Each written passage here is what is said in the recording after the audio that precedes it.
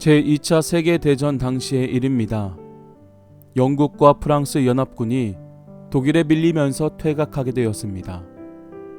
영국으로 들어가기 위해서는 도브 해협을 건너야 했는데 이를 위해 이른 아침 새벽 5,60만 명의 연합군이 고깃배까지 총동원해서 도브 해협을 건너 영국으로 퇴각하는 바다사자 작전을 수행하기로 했습니다. 하지만 그 정보를 들은 독일은 100만의 군대와 막강한 전투기를 가지고 영국 군대에 집중 포격하겠다라는 작전을 세웠습니다. 작전이 있기 전날 많은 영국 사람들은 5,60만 명의 군대를 살리기 위해 교회로 몰려가서 하나님 앞에 밤새도록 기도했습니다. 작전이 예정된 날 새벽 독일의 전투기들이 영국 군대를 폭격하려 하는데 이상한 일이 생겼습니다. 칠흑 같은 어둠과 함께 한치 앞도 볼 수 없는 자욱한 안개가 도브 해협을 완전히 뒤덮은 것입니다. 목표물이 전혀 보이지 않고 자기들끼리 부딪혀 사고가 날 상황이라 하는 수 없이 작전을 바꿨습니다. 해변을 집중적으로 포격하라. 바다는 놔두고 해변을 폭격하라. 그러나 프랑스 해변도 칠흑 같은 어둠과 짙은 안개가 완전히 감싸고 있어 아무것도 보이지 않았습니다.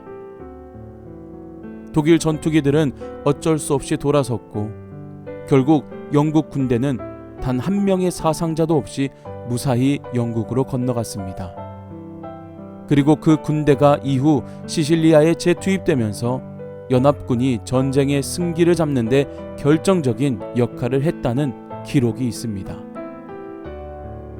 제단과 제물 준비를 마친 엘리야는 하나님께 기도를 드립니다.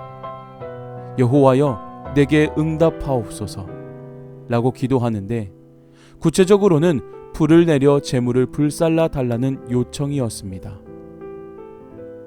이와 더불어 엘리야가 기도한 것은 하나님이 참신이심을 모두가 알 수 있도록 해달라는 것이었습니다. 또한 엘리야 자신이 주의 종인 것과 오늘 하는 모든 일이 하나님의 말씀대로 행하는 것임을 알게 해달라는 것이었습니다. 특별히 엘리야가 간절히 구한 것은 백성의 마음을 돌이키시는 분이 하나님이심을 알게 해달라는 것이었습니다. 기도에 응답하는 것은 살아계심을 증명하는 것입니다. 450명이 하루 종일 부르짖었지만 응답하지 못한 바알은 헛것이요 죽어 있는 것이었습니다. 그러나 여호와 하나님이 불로 응답하신다면 살아계심이 증명되는 것입니다. 그러나 이것은 반대로 우리 하나님의 백성들도 마찬가지입니다. 백성의 마음을 돌이키는 것, 즉 백성들도 하나님의 음성을 듣고 응답하는 자들이 되어 돌이켜야 한다라는 말씀입니다. 하나님의 응답에 대해 백성의 응답이 터져 나온다면 백성은 하나님 앞에서 살아있는 존재가 되는 것입니다. 한마디도 대답하지 못하는 백성은 바알과 같이 죽어 있는 것이고 감동에서 응답받는 백성은 살아있는 것입니다. 하나님의 백성은 하나님의 음성에 응답해야 하고 서로 응답하는 공동체를 이루어야 합니다. 하나님의 역사는 기도하는 사람에게 일어난다는 사실을 명심할 수 있기를 바랍니다.